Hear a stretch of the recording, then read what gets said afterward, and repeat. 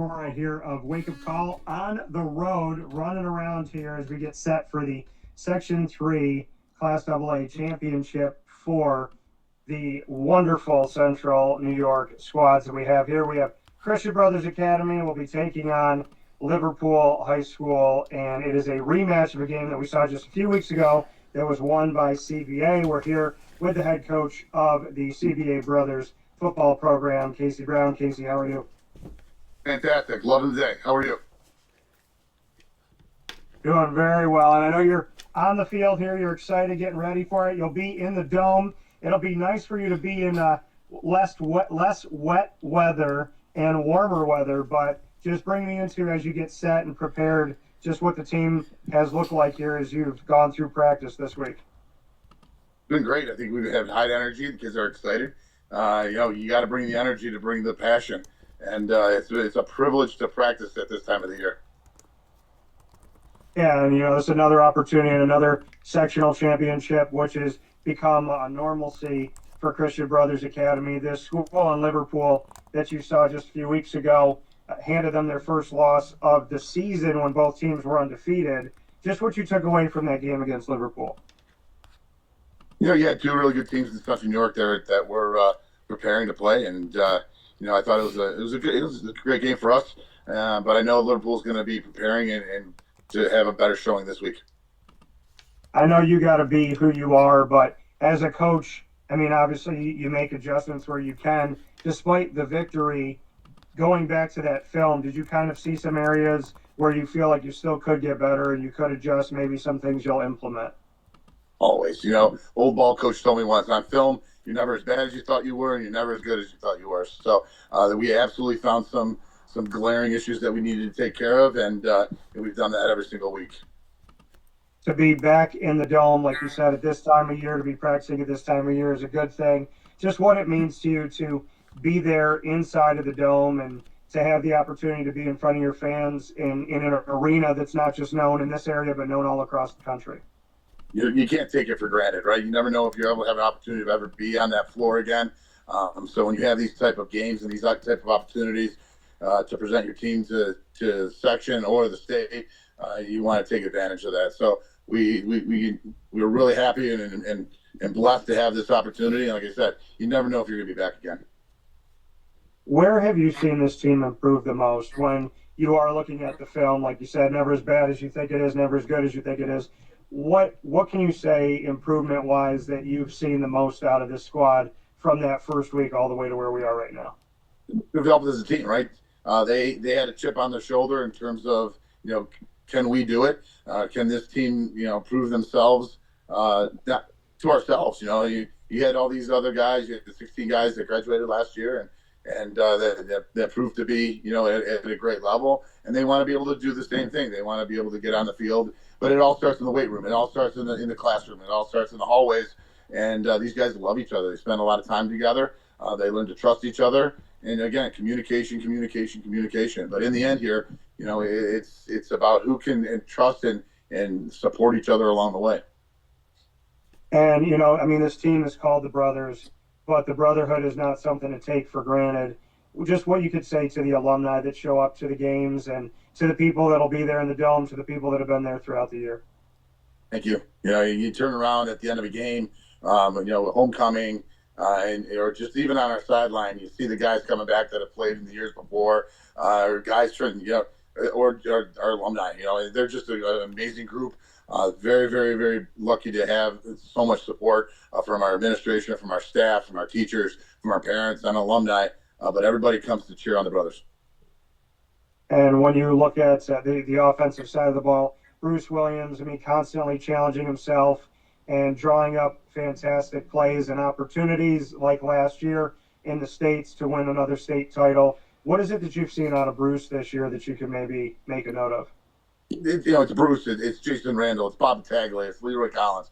It's the staff, it's the offensive staff that are putting these plans together and working together as one. There's no egos in the room. It's all for this team. There's a lot of concepts. There's a lot of conversations. But what can we do to put the best product on the field with the best 11 guys?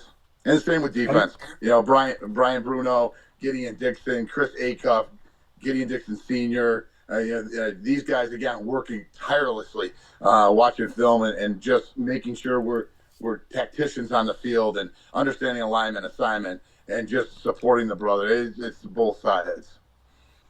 And this staff that you've assembled, offensively, defensively, special teams, there's something to be said about preparing these student athletes in the classroom, but also preparing them on the field to be ready to go on to a football program, NCAA Division I, Division II, Division III, JUCO, whatever it may be, and to be able to be effective right away. We've seen Dante Baccier out there. We've seen Matt Hahn out here recently.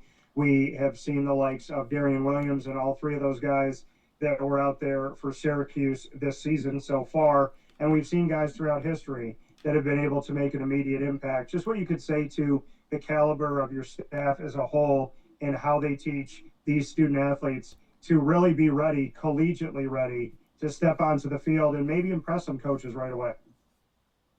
Yeah, the three guys at Syracuse have really done a nice job. And again, that starts from here. But we also have guys, Jordan Ray at Albany. We got Amari Pitts at Central Connecticut. You've got Sire Torrance at BC, where these guys had to fight to get onto the field.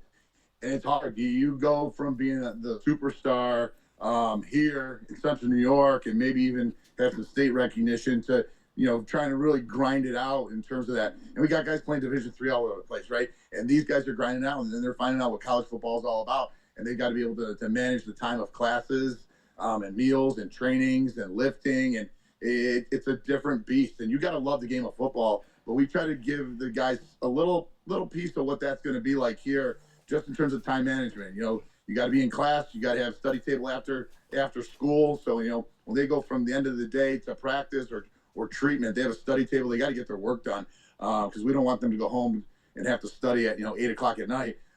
So they have treatments that they have to go to, just like in college.